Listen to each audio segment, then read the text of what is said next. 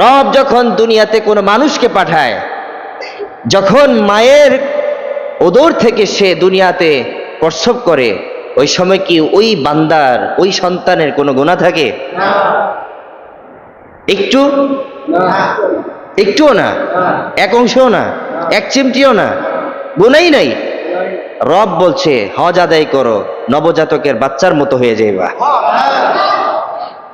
আল্লাহ তাআলা মাঝে মধ্যে এমন কিছু সুযোগ আমাদেরকে দেন, তার ভিতরে একটা বড় সুযোগ হচ্ছে হজ। আল্লাহকে সবচেয়ে কাছে পাওয়া এবং সবচেয়ে কাছে কাছে যাওয়া এবং তার কাছাকাছি গিয়ে তাকে ডাকা, এই সুযোগ আল্লাহ আমাদেরকে দিয়ে দিয়েছেন হজ। বলেন কি? হজ। ওয়ালিল্লাহি আলান নাসি হিজ্জুল বাইতি মান ইসতাতা ইলাইহি সাবিলা। যে ব্যক্তি খানায় কাবা পর্যন্ত যাওয়ার সক্ষমতা রাখে, সামর্থ্য রাখে, শক্তি রাখে, যে ব্যক্তি রবের পর্যন্ত পৌঁছানোর সামর্থ্য রাখে, কি বলছে? খানায় কাবা পর্যন্ত পৌঁছানোর যে সামর্থ্য রাখে, কেবলা পর্যন্ত যাওয়ার সামর্থ্য যে রাখে।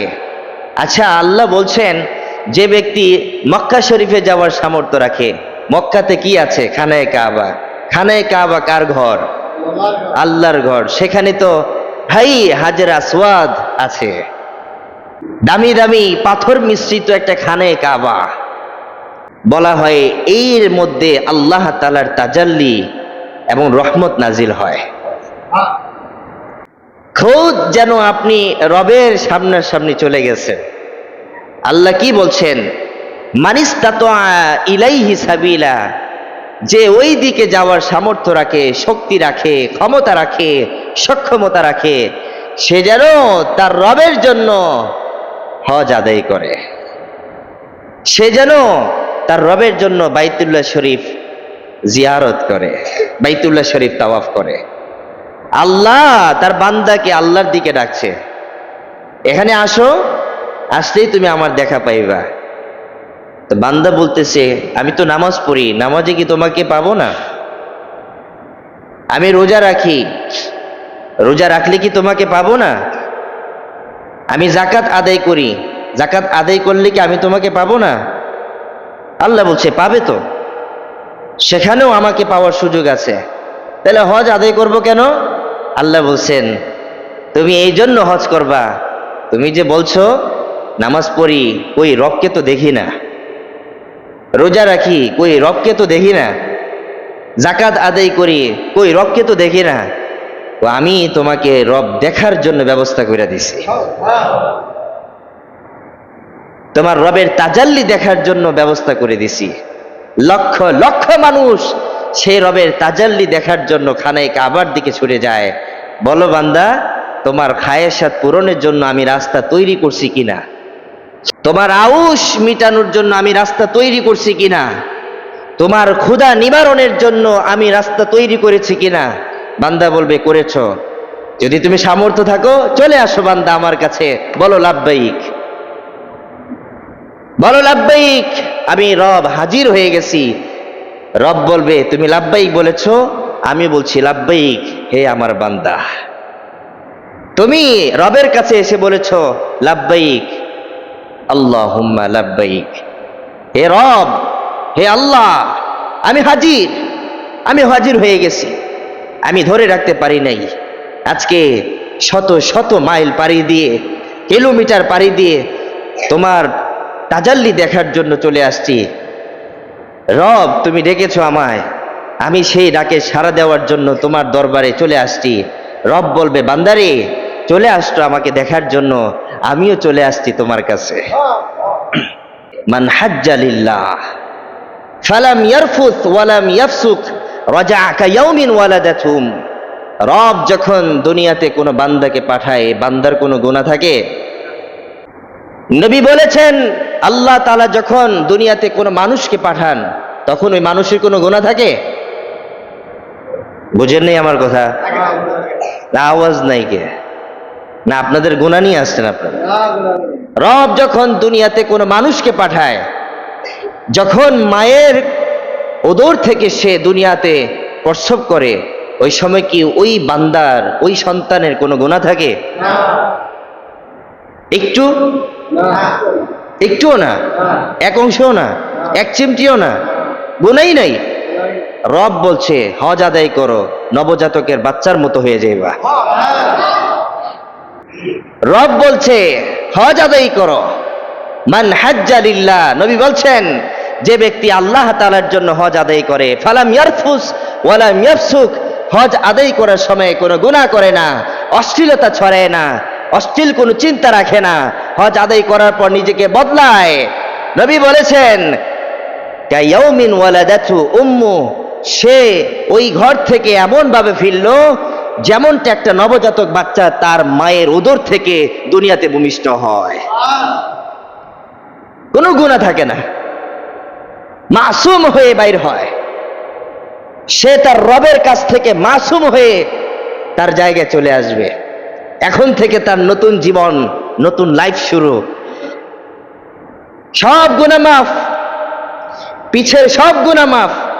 চিন্তা করছেন, পিছের সব গুনাহ মাফ। আপনার লাইফ শুরু হইল মাত্র, আপনার জীবন মাত্র শুরু হইল। আপনি এখন নতুন জীবন পেলেন, আগের সমস্ত গুনাহ মাফ। আল্লাহ বলছে চিন্তা দূর কইরা দিছি, পেরেশানি দূর কইরা দিছি। রবের ডাকে সাড়া দিয়ে চলে আসো আমার কাছে বান্দা। যদি অশ্লীলতা ছেড়ে দিয়ে, গুনাহ ছেড়ে দিয়ে আমার জন্য হজ করো, তো জেনে নাও তোমার জন্য পুরস্কার। তোমার অতীতের সমস্ত গুনাহ, ছোট বড়, জানা অজানা, গোপনে প্রকাশ্যে যা কিছু করেছো সব মাফ, সব মাফ।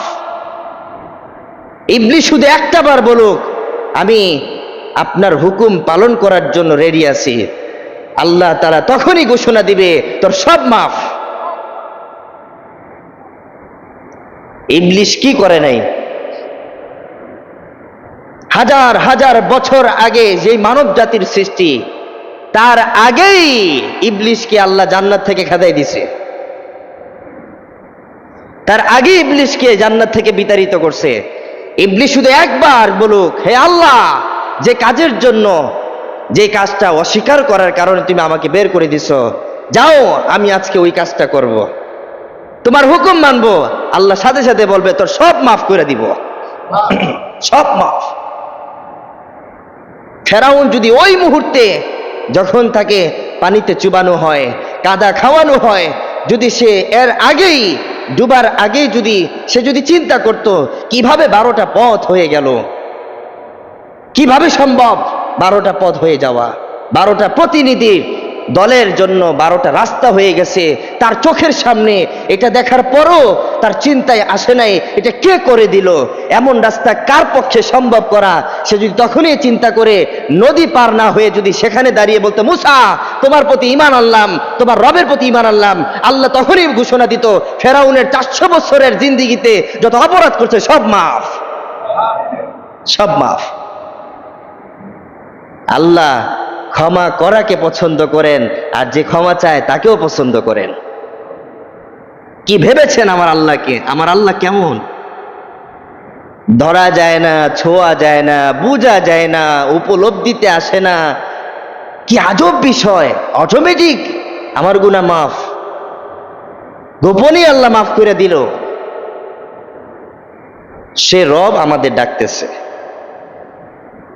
রব বলছে ওয়ালিল্লাহি আলান নাসি হিজ্জুল বাইতি মান ইসতাতা ইলাইহি সাবিলা। যদি তোমার সামর্থ্য থাকে বান্দা, লেট কইরো না,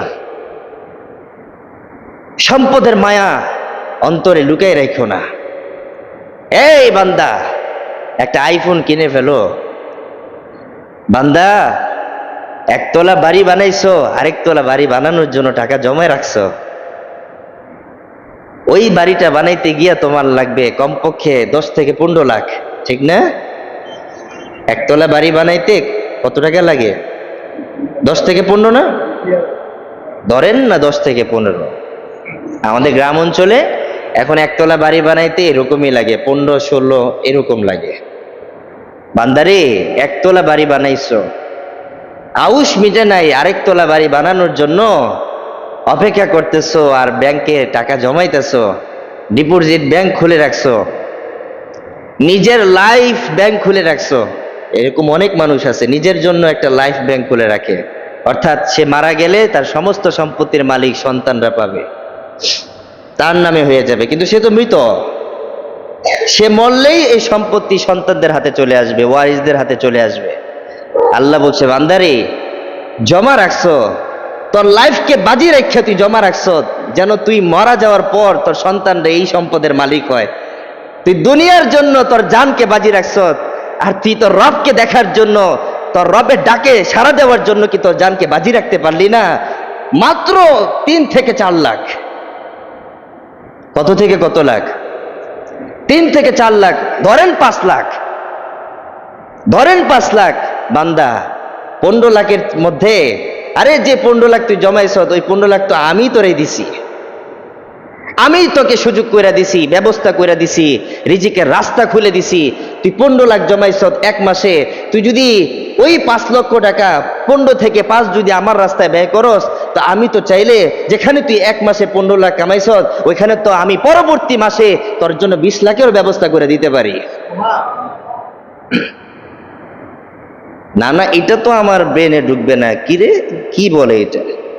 5 লক্ষ টাকা যদি আল্লাহর জন্য খরচ করি, আল্লাহ আমাকে পরবর্তী মাসে 20 লাখ বানাই দিবে, এই বিশ্বাস তো আমার মধ্যে নাই। ওই যে ইমান দুর্বল, এই জায়গায় আমি স্যাটিসফাই না, আমি এই জায়গায় আনন্দিত না। কি বললো আল্লাহ? হাওয়ার কথা বললো। কে বললো? কিভাবে বললো? কোত্থেকে আওয়াজ আসলো? এমন আওয়াজ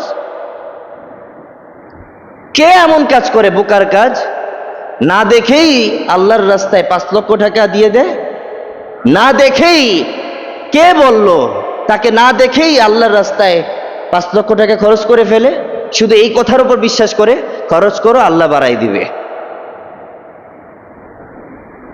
আরে যে বান্দা আল্লাহকে তালাশ করে, সে তো সম্পদের মধ্যে আল্লাহকে খুঁজে পায়, সম্পদ খরচ করার মধ্যে আল্লাহকে খুঁজে পায়, পথ চলার মধ্যে আল্লাহকে খুঁজে পায়। কি পায় না?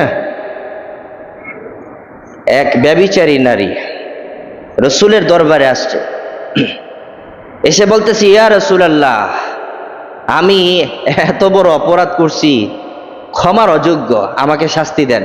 ব্যভিচার করছে, ব্যভিচার, জিনা করছে, পরকিয়া করছে। ইয়া রাসূলুল্লাহ, অপরাধ করে ফেলছি, ব্যভিচার করছি, ক্ষমার অযোগ্য, আপনি শাস্তি প্রদান করেন, শরীয়তের শাস্তি কার্যকর করেন। নবীজি মুখ ফিরাই নিছে, যাও যাও যাও, কিসের অপরাধ করছো? অপরাধ করো নাই, যাও। নবীজি প্রথম কথায় বিশ্বাস করে নাই। ওই নারী আবার আসছে, আবার এসে বলে, ইয়া রাসূলুল্লাহ, আমি বড় অপরাধ করে ফেলছি, ক্ষমার অযোগ্য, আমাকে শরীয়তের শাস্তি কার্যকর করুন, আমাকে শাস্তি দেন। নবীজি বলছে, যাও, কিসের শাস্তি? তুমি কোনো অপরাধ করো নাই। ইসলাম কতটা সহনশীল! এক ঝটকাতেই আপনার উপরে আক্রমণ করছে না, বিধান চাপিয়ে দিচ্ছে না। নবীজি তাকে এরকম ভাবে 2 থেকে 3 বার তাড়াই দিছে, যাও যাও, কি বলতেছো? এটা তোমার দ্বারা হবে না, এটা তোমার দ্বারা হতে পারে না, অপরাধ। তো ওই নারী আবার আসছে, ইয়া রাসূলুল্লাহ, আমি করছি, আমি অপরাধ করে ফেলছি। নারী যখন বারবার স্বীকার করে নিল অপরাধ, নবী আলাইহিস সালাতু ওয়াস সালাম শরীয়তের হদ তার উপরে জারি করলেন, শাস্তি জারি করলেন। তাকে কি করা হলো? শেষ করে ফেলা হলো, শরীয়তের শাস্তি দিল। তার ইন্তেকালের পর সাহাবায়ে কেরাম তাকে নিয়ে তুচ্ছ তাচ্ছিল্য করতেছে, ইয়া রাসূলুল্লাহ, এই ব্যভিচারী নারী, এত খারাপ মহিলা, এটা সেটাই তুলাধুনা করতেছে। সাহাবীরা তো বুঝে নাই আসলে ভিতরের হালতটা কি। তো সাহাবীরা এই নারীকে নিয়ে মন্দা আলোচনা করতেছে, খারাপ ধারণা নিয়ে চিন্তা করতেছে। তো নবী আলাইহিস সালাতু ওয়াস সালামের সামনে এ বিষয় নিয়ে আলোচনা চলতেছে, সমালোচনা চলতেছে। আল্লাহ রাসূল বলেন, সাবধান, এই নারীকে নিয়ে সমালোচনা করিও না, কারণ এই নারী আমার কাছে তার অপরাধ স্বীকার করার পূর্বে সে এমনভাবে তওবা করছে, ওই তওবা যদি 70 জনের কাছে বিলায় দেওয়া হয়, তাহলে এই তওবার অংশগুলো ওই 70 জনের জন্য যথেষ্ট হয়ে যেত। বুঝেন নাই কিছু? ওই নারী এই শাস্তি পাওয়ার আগ পর্যন্ত সে যে তওবা করছে, এই তওবা যদি 70 জনের কাছে বিলায় দেওয়া হয়, তওবার এক একটা অংশ থেকে যদি 70 জনকে দেওয়া হয়, তোমাকে এক অংশ তওবার, তোমাকে তওবার এক অংশ, তোমাকে তওবার এক অংশ, আল্লাহ রসুল বলেন তার ওই এক একটা অংশ 70 জনকে দেওয়া ওই 70 জনের জন্য নাজাতের উসিলা হয়ে যেত, গুনাহ মাফের কারণ হয়ে যেত। ওই নারী এমন ভাবে তওবা করছে। আল্লাহ জানাই দিছেন ওই নারীর ব্যাপারে, ওই নারী আমার কাছে ক্ষমা চেয়ে গেছে, তওবা কইরা গেছে। আল্লাহ রসুল বলেন ওই নারী শাস্তি পাওয়ার পর থেকে তার পুরা জিন্দিগির গুনাহ আল্লাহ মাফ করে দিছে, তাকে জান্নাতি ঘোষণা করে দিছে। আল্লাহ এই কথাটাই বলছে, রে বান্দা, ওই নারী জিনা করছে, জিনার মতো জঘন্যতম অপরাধ না সমাজ নিতে পারে, না পরিবার নিতে পারে, না দেশ নিতে পারে, তার জন্য শরীয়তের হদও কার্যকর করা হয়। বান্দা যখন এই কাজ করার পরে খালিস দিলে তওবা করে, আমি তো তাকে মাফ করে দেই। তুইও যদি বান্দা অপরাধ করে অপরাধের রাজ্যে থেকে থেকে যদি তুই আমাকে স্মরণ করে আমার খানায়ে কাবা তওয়াফ করতে আসিস, ওই নারীকে আমি যেমন ভাবে তার তওবার কারণে মাফ করে দেই, গুনাহগুলো একদম ঝেড়ে ফেলে দেই। তুই যদি সকল অপরাধ নিয়ে আমার দরবারে একবার হাজির হস, আর যদি বলস লাব্বাইক আল্লাহুম্মা লাব্বাইক, লাব্বাইক লা শারীকা লাকা লাব্বাইক, ইন্নাল হামদা ওয়ান নি'মাতা লাকা ওয়াল মুলক লা শারীকা লাক, যদি বলস, আমি তোর জিন্দেগীর গুনাহগুলো মাফ করে দিব। বুঝে আসবে না, তারপরও বুঝে আসবে না, গুনাহ কিভাবে মাফ হয়ে গেছে এটা বুঝে আসবে না বান্দার। বান্দা এখনো পেরেশানিতে আছে। এটা আল্লাহ কি বলতেছেন, পেরেশানি হওয়ার কোনো সুযোগ নাই। তোমার যদি এটা নলেজে না ঢুকে, তাহলে ইয়াকিন রাখো আল্লাহ তোমাকে মাফ করে দিছে, ব্যাস যথেষ্ট। ইয়াকিন রাখো, জিরো থাকো, স্থির থাকো যে আল্লাহ তোমাকে মাফ করে দিছে। এটা নিয়ে আর চিন্তা করিও না বান্দা, তুমি মাফ। এখন তুমি হজ আদায় করার পর তোমার জমিনে আসছো, ভূমিতে আসছো, তুমি ভালো হয়ে যাও।